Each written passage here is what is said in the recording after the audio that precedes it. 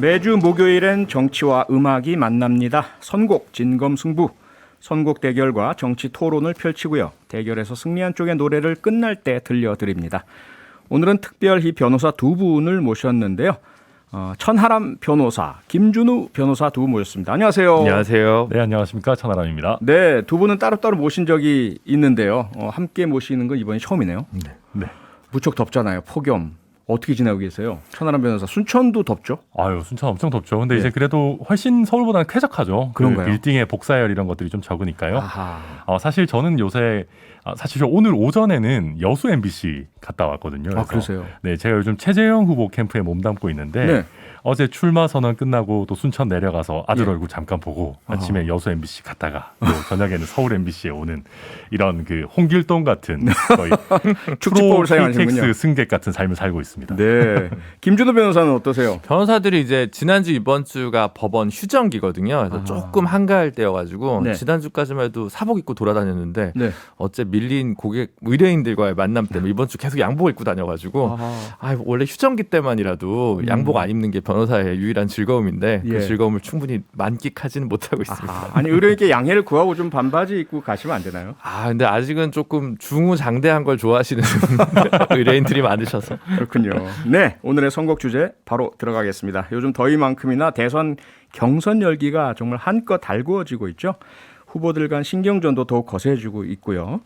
1위 대권 주자에 대한 맹공 그리고 이에 대한 맞대응 뭐 도를 넘는 게 아니냐 이런 소리도 들리고 있고요. 과연 선의의 경쟁이 되고 있냐라는 내부 비판의 목소리도 큰 것 같습니다. 그래서 준비한 오늘의 주제 여야 경선 공방 독인가 약인가로 맞춰봤습니다. 먼저 오늘 두 분이 이 주제에 맞춰서 고른 노래 천하람 변호사의 선곡부터 만나볼까요? 내 피땀 눈물 내 마지막 춤을 다 가져가 내 피땀 눈물 네, 가수와 제목 그리고 이유 알려주시죠. 네, 우리 방탄소년단의 피땀 눈물이라는 노래입니다. 노래 자체는 너무 신나고 좋은데요. 네. 이게 저는 오늘의 주제에 맞다고 생각한 게 이 대통령이 된다라는 게 참 쉽지 않은 일이거든요. 본인의 피땀 눈물을 흘려야 되는 거는 물론이고 다른 상대방들의 눈에서도 피눈물 나게 하지 않고는 얻을 수 없는 게 그 대권이라는 그 왕자가 아닌가 하는 생각에서 방탄소년단의 피땀 눈물 골라봤습니다. 불공평합니다. 이제 BTS를 갖고 오면 어떤 선곡을 해도 아미가 지금 게시판에 출동하면 네. 저는 이제 어떤 선곡을 해도 밀리지 않을까 이런 생각이 좀 듭니다. 아미 여러분 잘 부탁드립니다. 네, 그래도 최선의 노력은 다 해야 되잖아요. 올림픽도 뭐 미리 포기하는 분 안 보셨잖아요. 그렇죠. 네, 김준호 변호사의 대응 노래 무엇일까요? 듣겠습니다.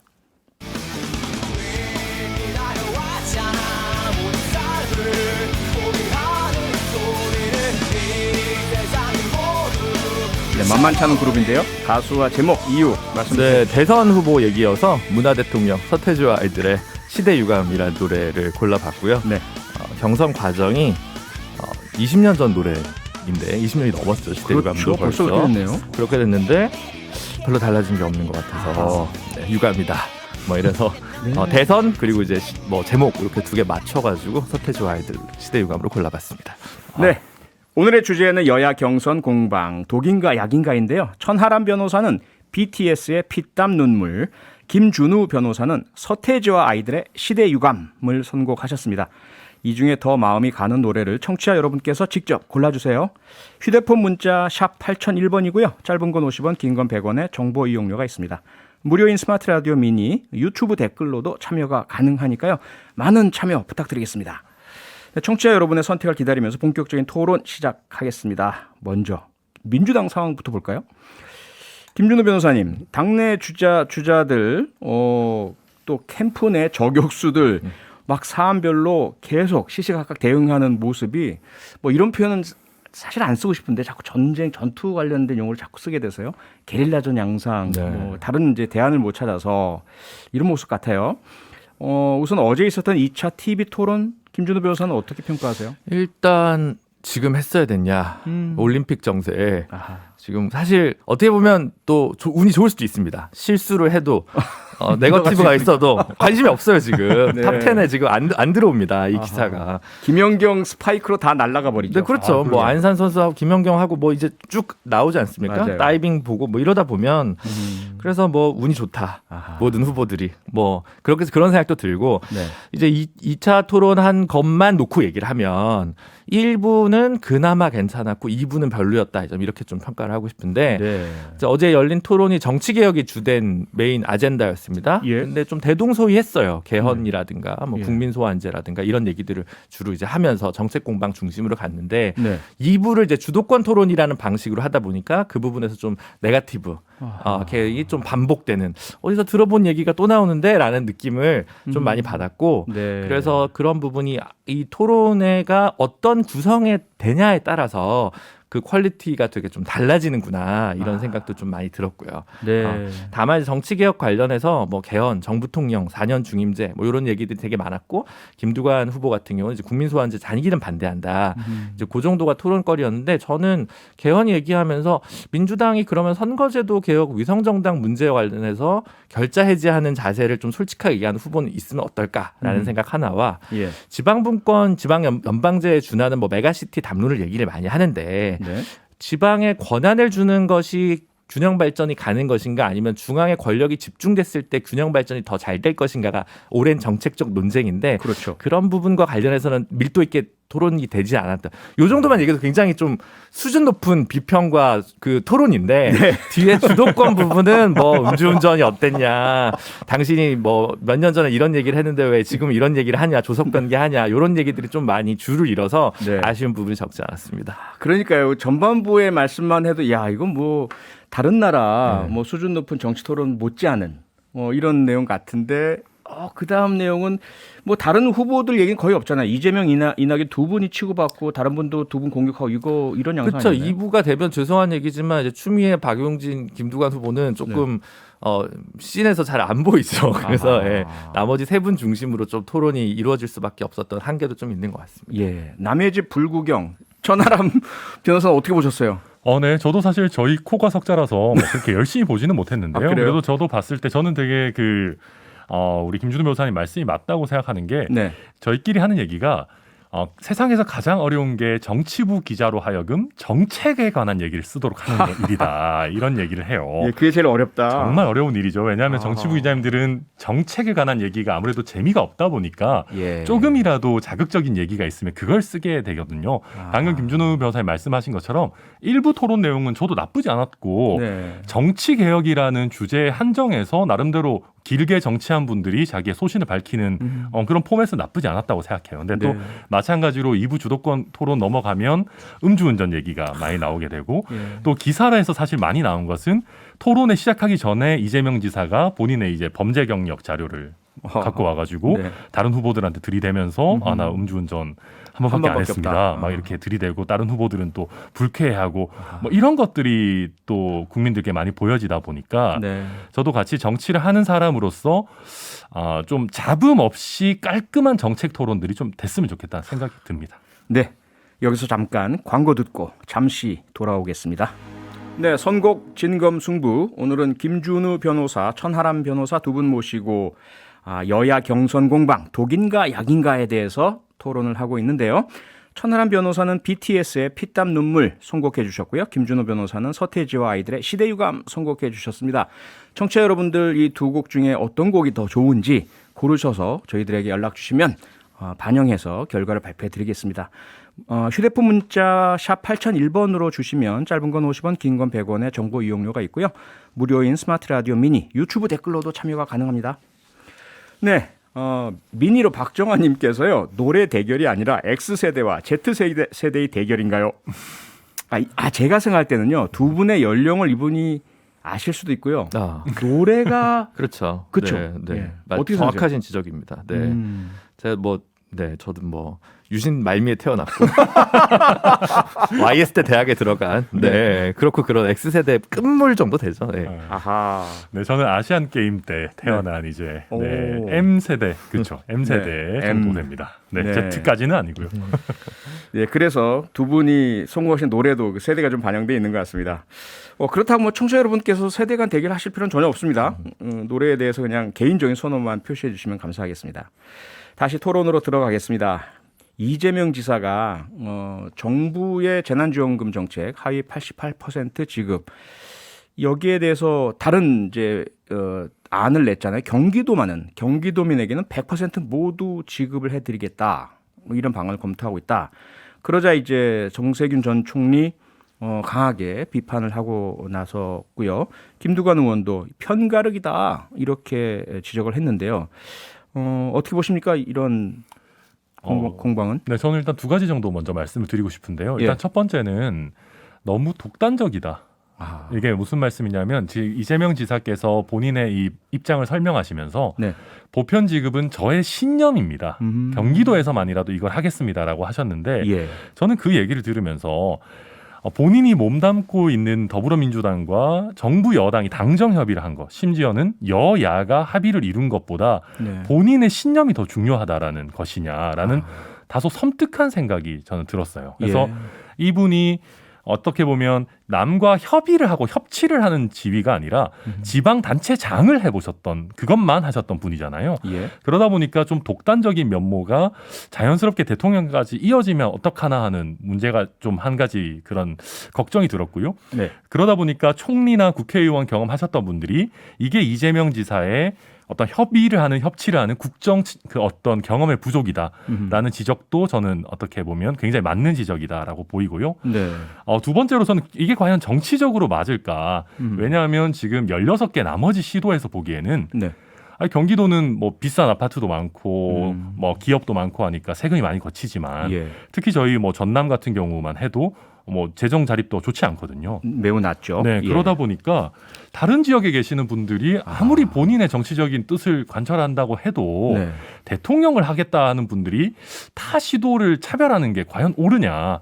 저는 그래서 정치적인 면에서도 마이너스다. 이렇게 지적을 하고 싶습니다. 김준우 변호사는 어떻게 보세요? 뭐 내부에서도 말이 많은 것 같아요. 예. 이제 경기도 내안에 있는 기초자치단체 7군데인가에서도 좀 반대 의사를 표명하고 있고 네. 결국 지금 못 받기로 한 12%까지 챙겨서 주겠다라는 게 이제 핵심이잖아요. 그래서 말씀하신 대로 근데 뭐 본인이 다 결정할 수 있는 건 아니고 도의회에서도 이제 승인이 나야 될 테니까 그렇죠. 이제 검토하는 것만으로 이제 그칠 가능성도 있는데 다만 어차피 논란과 노이즈가 집중되어 있는 1위 후보라면 이런 뭐 음주운전 문제라든가 뭐 이런 게 논란이 되는 것보다 네. 본인의 어떤 정책적 트레이드마크인 기본소득 이것과 결부된 이 얘기를 밀고 나가면서 네. 논란이 자기가 중심이 되면서도 뭔가 토론을 해볼 여지를 하는 거 보면 아하. 뭐 좋아 보이지만은 않지만 영민한 전략일 수도 있다라는 생각은 좀 들어서 묘한 생각이 들었습니다. 예.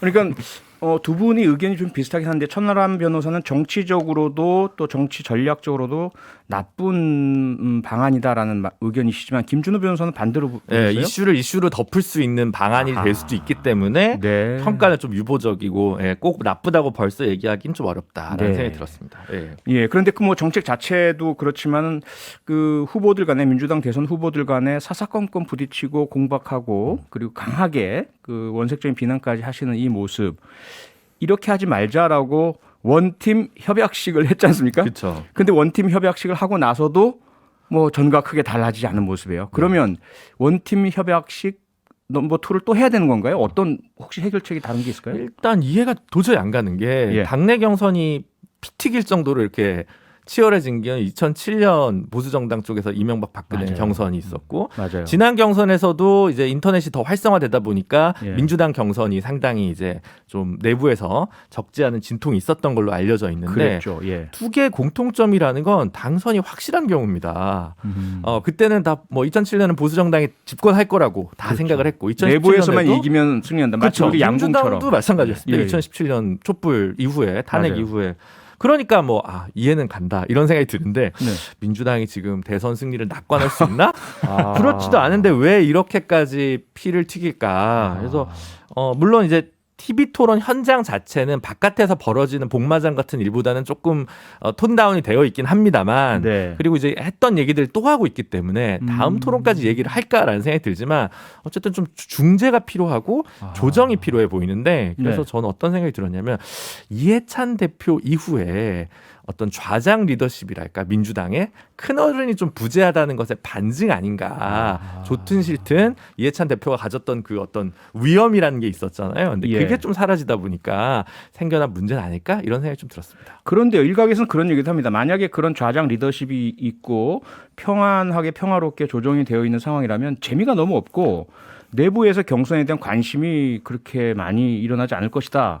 지금처럼 오히려 뜨겁게 싸우는 것이 더 관심 많이 일으키고 흥행에 성공이 된다. 이건 어떻게 보세요? 저 말씀하신 대로 의외로 지금 민주당 경선 선거인 명부가 지금 180만을 돌파했다고 예. 알려져서 그렇죠. 생각보다는 사실 훨씬 더 많은 인원이 참여하고 있는 건 사실인 것 같고 네. 격렬해지고 뭐 본선까지 좀 남았기 때문에 이 상처들은 충분히 나중에 덮을 수 있다. 이렇게 또 굉장히 정략적으로 판단하시는 선수들도 있을 거라는 생각이 듭니다. 근데 그렇죠. 당장 보기에는 선순환 구조로 이게 가고 있는 것 같지는 않아서 아직까지는 좀 그래서 아하.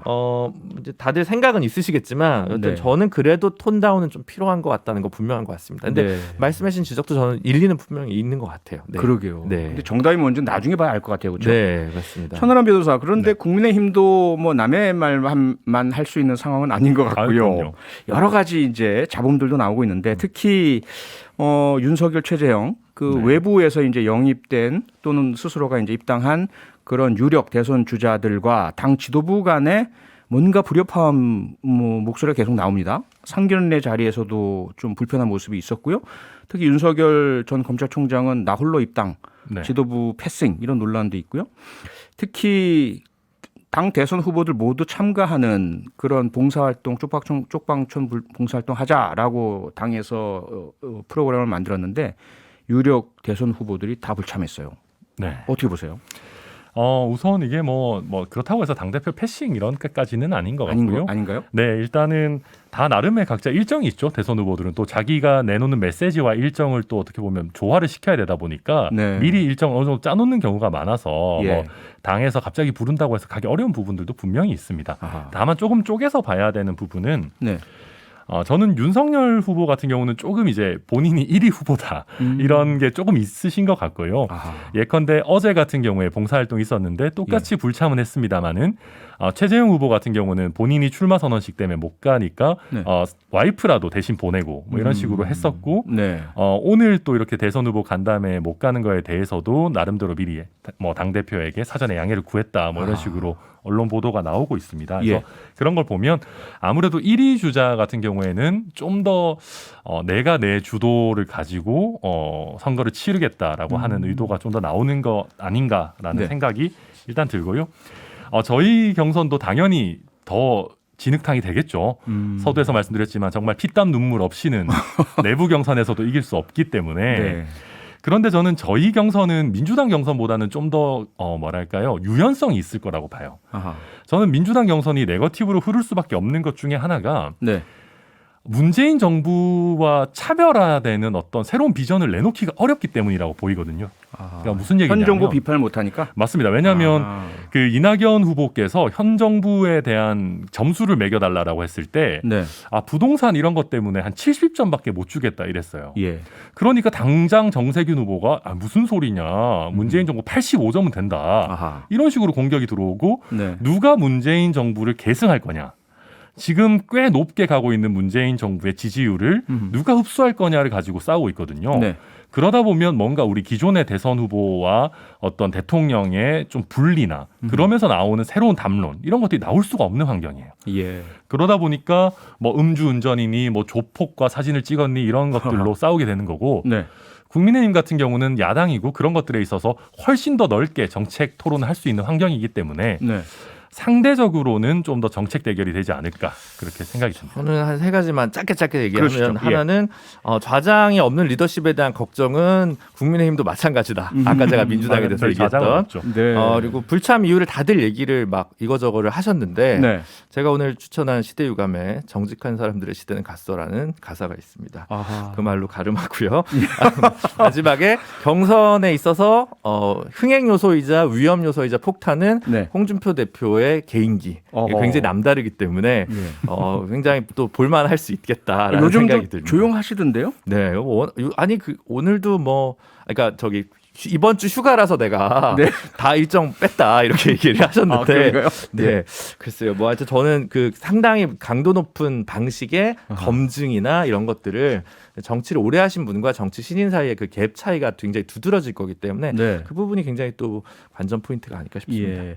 그런데 천하람 변호사가 조금 전에 당대표 패싱은 아니다라고 말씀을 주셨어요. 네. 그런데 외부에서 볼 때는 이건 뭐 거의 명백한 당대표 패싱 아닌가. 유력 대선 후보가 당대표에 대해서 그다지 존중하거나 뭐 그렇게 뭐랄까요. 그러한 미리 설정한 것들 따르는 것 같지는 않다. 저 당대표를 당대표라 부르지 않는 것 같은 그러니까요. 호부호형을 허락할 것 같지 않은 지금 예. 모양새인 건 사실인 것 같고 그게 별로 좋아 보이지 않거든요. 근데 내심의 의사는 잘 모르겠습니다만 적어도 바깥으로 표출된 외관은 네. 그 최 후보나 윤 후보, 홍 후보의 선택이 저는 그렇게 좋아 보이지는 않습니다. 네. 네, 사실은 저도 어느 정도 공감하는 부분이 있고요. 예, 특히나 왜 그러냐면 지금 윤석열 후보, 최재형 후보, 홍준표 후보 다 마찬가지인데 네. 전통적인 지지층인 60대 이상에는 누구든 어필할 수 있습니다.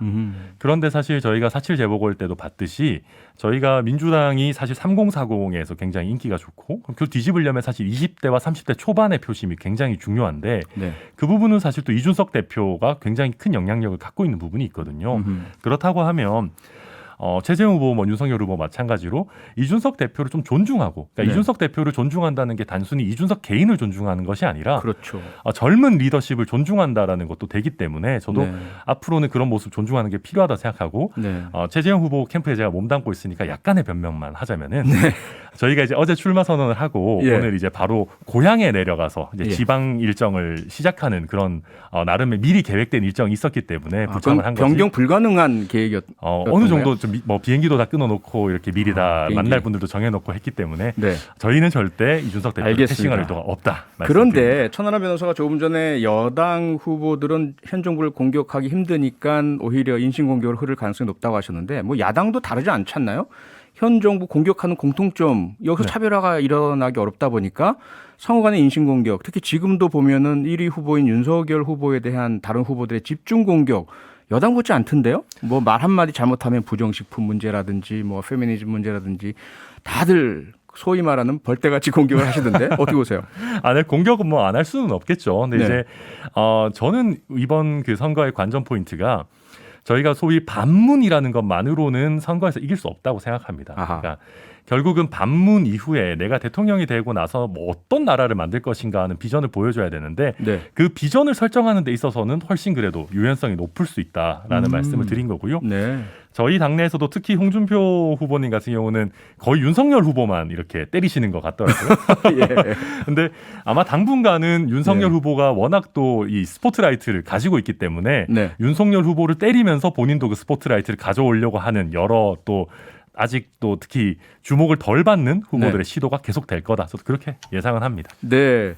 뭐 두 분 공통된 것이 홍준표 후보의 개인기에 대한 압도적이시죠. 네. 그런 어떤 재밌으세요? 경계 내지는 어떤 그런 기대를 또 가지고 계신 것 같은데 안 그래도 지금 슬슬 시도를 거시는 것 같아요. 특히 윤석열 전 총장에 대해서 그 드루킹 제트컴 주장을 하니까 이거 제트컴 운운할 자격이 당신에게 있느냐? 그렇죠. 그때 수사 관련 담당자 중에 한 명이었는데 네. 왜 그때 제대로 안 하고 이제 와서 뭐가 했다는 얘기를 하냐. 네. 그리고 사실 좀 이상하게 윤석열 전 총장이 드루킹 제트컴 얘기하면서 이 정권의 정통성이 뭐 문제가 있다라는 식으로까지 너무 많이 갔는데 네. 국민의힘이 뭐 가짜 투표, 뭐 부정 투표 이런 얘기 프레임으로 오히려 가져가서 문제가 됐던 사안이라든가 아니면 어쨌든 촛불에 의해서 그걸 디딤돌 삼아 집권한 민주당 정권에 의해서 발탁된 검찰총장인 자신이 그렇죠. 그럼 자신의 검찰총장도 정통성과 정당성이 전혀 없다는 얘기인지 그러니까 너무 한 발 이기려다가 네. 큰 좀 그림을 놓치고 발언을 하고 있지 않나, 뭔가 좀 조급해지지 않았나 이런 생각이 들어서 네. 좀 멀리 보면서 이렇게 정치를 대국적으로 하셔야 될 것 같다는 생각이 많이 들었습니다. 네. 지금 민의로 권현만님께서요. 경선은 경선으로 끝나야 합니다. 더 나아가면 싸움이 됩니다. 라는 말씀 주셨고, 앞서 김준우 변호사께서 말씀 주신 것처럼 2007년 한나라당에서 거의 뭐 우리 내부에서 이기면 대통령이야 라는 생각 때문에 이명박 박근혜 두 후보 간에 엄청나게 치열한 경쟁을 하시다가 결국 그때 나온 이야기들이 다 두 분이 진실이었죠. 구속되고 이런 재판 받고 유죄 판결 받고 이렇게 된 단초가 됐잖아요. 네. 뭐 민주당 역시 마찬가지로 지난 촛불 이후 대통령 선거 때 내부에서의 치열한 싸움은 앙금이 지금까지 남아 있고요.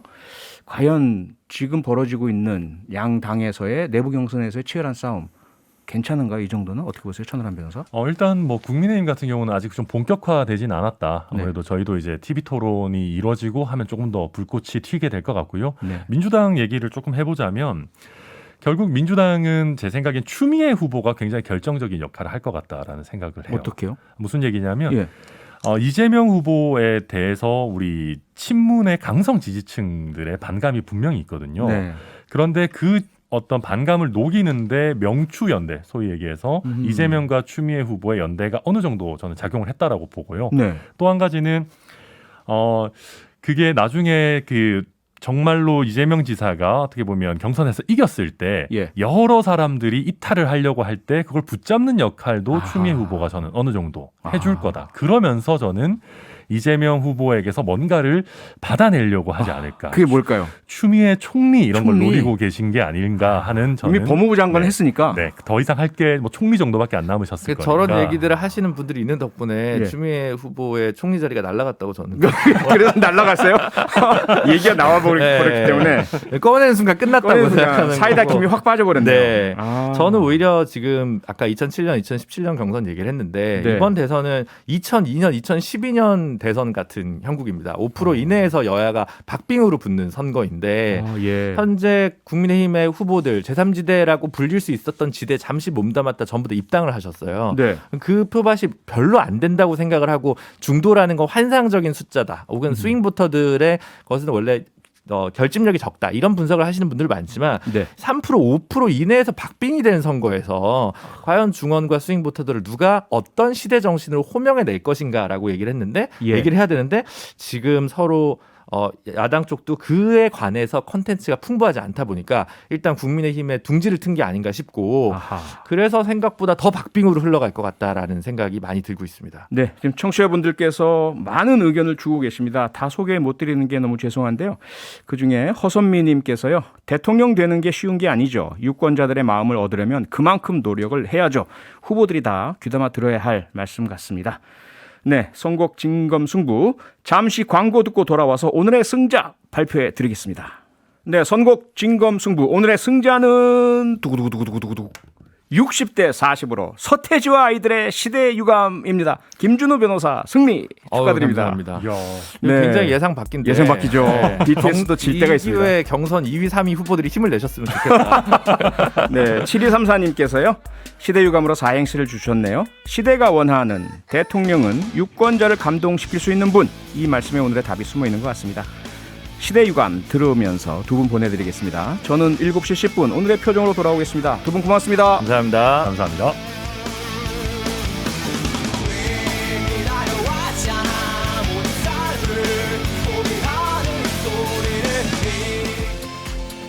평일 저녁 6시 5분에 여러분을 찾아갑니다. MBC 라디오 표창원의 뉴스 하이킥.